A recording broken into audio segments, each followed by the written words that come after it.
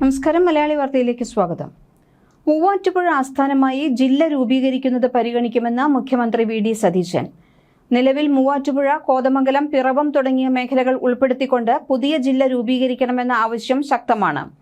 മൂവാറ്റുപുഴ ഇപ്പോൾ എറണാകുളം ജില്ലയിലെ ഒരു പ്രധാന നഗരമാണ്. മൂവാറ്റുപുഴ ആസ്ഥാനമായി ജില്ല വേണമെന്ന ആവശ്യം പ്രാദേശികമായി ശക്തമായി നിലനിൽക്കുന്നു. ജില്ലാ പുനർവിഭജന കമ്മീഷനെ നിയോഗിക്കുമ്പോൾ ഈ വിഷയം ഗൗരവമായി പരിശോധിക്കുമെന്ന് സർക്കാർ അറിയിച്ചിട്ടുണ്ട്. മൂവാറ്റുപുഴ നഗരസഭയുടെ ഓണാഘോഷ പരിപാടികൾ ഉദ്ഘാടനം ചെയ്ത് സംസാരിക്കുമ്പോഴാണ് മുഖ്യമന്ത്രി ഈ കാര്യം പരിഗണിക്കാമെന്ന് പറഞ്ഞത്. വർഷങ്ങളായി നേരിടുന്ന വികസന പിന്നാക്കാവസ്ഥയും പാർശ്വവൽക്കരണവും പരിഹരിച്ച് മൂവാറ്റുപുഴയ്ക്ക് അർഹമായത് പലിശ സഹിതം തിരികെ നൽകുമെന്ന് അദ്ദേഹം ഉറപ്പു നൽകി. മണ്ഡലം MLA സംസാരിച്ചപ്പോൾ ഉന്നയിച്ച ആശങ്കകൾക്ക് മറുപടി നൽകുകയായിരുന്നു അദ്ദേഹം. വികസന പ്രവർത്തനങ്ങളിൽ നേരിട്ട തടസ്സങ്ങൾ മാറ്റിയെടുക്കുമെന്നും പുതിയ ജില്ലയായി മാറുമ്പോൾ സ്വന്തം ജില്ലയിൽ നിന്ന് മൂവാറ്റുപുഴ വേർപെട്ടു പോകുമെന്ന നേരിയ വിഷമമുണ്ടെങ്കിലും വിഷയം ഗൗരവത്തോടെ സർക്കാർ സമീപിക്കുമെന്നും അദ്ദേഹം വ്യക്തമാക്കി.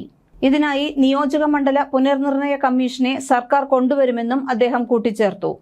എനിക്ക് മൂവാറ്റുപുഴക്കാരെ ഭയങ്കര ഇഷ്ടമാണ്. മൂവാറ്റുപുഴ ജില്ലയെന്ന് പറഞ്ഞപ്പോൾ ചെറിയൊരു വിഷമം തോന്നി. കാരണം എന്റെ ജില്ലയിൽ നിന്ന് മൂവാറ്റുപുഴ വേർപെട്ടു പോകുമല്ലോ എന്ന്. എന്നാലും ആ കാര്യം കൂടി ഗൗരവത്തോടെ പരിശോധിക്കുന്നുണ്ട്. ഒരു ഡിലിമിറ്റേഷൻ കമ്മീഷൻ ഈ സർക്കാർ കൊണ്ടുവരും. അക്കാര്യത്തിൽ ഇതുകൂടി ഗൗരവപൂർവ്വം പരിഗണിക്കും, മുഖ്യമന്ത്രി പറഞ്ഞു. മാത്യു കുഴൽനാടൻ MLA സംസാരിച്ചപ്പോൾ മൂവാറ്റുപുഴയുടെ സങ്കടങ്ങളെപ്പറ്റി പറഞ്ഞു. ഒരുപാട് നാളുകൾ പാർശ്വവൽക്കരിക്കപ്പെട്ടതിനെക്കുറിച്ച് പറഞ്ഞു. പ്രതികാര ബുദ്ധിയോടെ വികസന പ്രവർത്തനങ്ങൾ തടസ്സപ്പെടുത്തി നിർത്തിയതിനെക്കുറിച്ചൊക്കെ പറഞ്ഞു. ഒറ്റവാചകം മാത്രമേ ഞാൻ പറയുന്നുള്ളൂ. എല്ലാ സങ്കടങ്ങളും എല്ലാ വിഷമങ്ങളും മാറ്റും, മുഖ്യമന്ത്രി വ്യക്തമാക്കുന്നു. നമുക്കൊരു കാര്യം നഷ്ടം വന്നാൽ നമ്മൾ ആഗ്രഹിക്കുന്നത് അതിന്റെ പലിശ സഹിതം വീട്ടണമെന്നാകും. പലിശ സഹിതം മൂവാറ്റുപുഴയ്ക്ക് തരുമെന്നും മുഖ്യമന്ത്രി പറഞ്ഞിട്ടുണ്ട്. മലപ്പുറം, എറണാകുളം, തിരുവനന്തപുരം ജില്ലകൾ വിഭജിച്ച് പുതിയ ജില്ല രൂപീകരിക്കണമെന്ന ആവശ്യം ഉയർന്നു വന്നിരുന്നു. പുതിയ ജില്ലകൾ രൂപീകരിക്കുമ്പോൾ സംസ്ഥാനത്തെ ജില്ലകളുടെ എണ്ണം 14 നിന്നും 17 ഉയർത്തണമെന്ന ആവശ്യമാണ് ഉയർന്നു വന്നിട്ടുള്ളത്. സംസ്ഥാനത്തെ ജനസംഖ്യാ വർധനവും ഭരണപരമായ സൗകര്യങ്ങളും മുൻനിർത്തി പുതിയ ജില്ലകളുടെ രൂപീകരണ സാധ്യതകളെക്കുറിച്ച് പഠിക്കാൻ ഒരു പ്രത്യേക കമ്മീഷനെ നിയോഗിക്കുമെന്ന് 2026 സംസ്ഥാന ബജറ്റിൽ പ്രഖ്യാപിച്ചിട്ടുണ്ട്.